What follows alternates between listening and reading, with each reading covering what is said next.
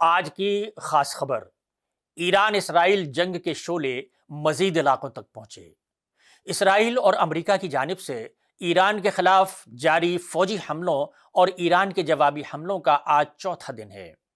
دونوں ملکوں کی جانب سے مشترکہ بمباری میں تیزی آ گئی ہے اور امریکی صدر نے کہا ہے کہ یہ مہم 4 سے 5 ہفتے تک جاری رہ سکتی ہے۔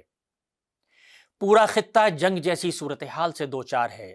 ریاض میں امریکی سفارت خانے پر حملے کے بعد امریکی حکومت نے سعودی عرب میں قونصل خانوں کی سروسز کو اگلے نوٹس تک معطل کر دیا ہے۔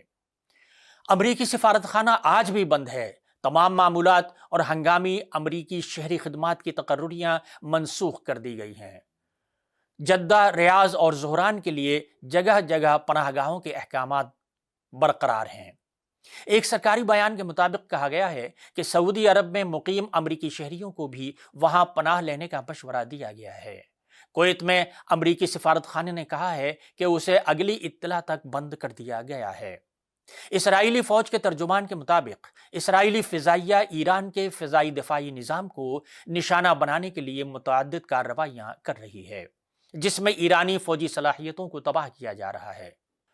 دوسری جانب حزب اللہ کے حملوں کے جواب میں لبنان کے دارالحکومت بیروت کو نئے دھماکوں نے ہلا کر رکھ دیا ہے۔ حملوں کا تازہ ترین دور IDF کی جانب سے جنوبی لبنان میں 50 سے زائد مقامات کے لیے انخلاء کا حکم جاری کیے جانے کے بعد سامنے آیا۔ تازہ ترین اطلاع کے مطابق ایران نے کہا ہے کہ اس نے آج صبح بحرین کے شیخ عیسیٰ کے علاقے میں امریکی فضائی اڈے پر ایک بڑا ڈرون اور میزائل حملہ کیا ہے۔ مبینہ طور پر اس نے 20 ڈرون مرکزی کمان اور ہیڈ کوارٹر کی عمارت تباہ ہو گئی ہے اور اس کے ایندھن کے ٹینکوں کو آگ لگا دی گئی ہے۔ اس سلسلے میں ابھی بحرینی اور امریکی فوج کے بیانات کا فی الحال انتظار ہے۔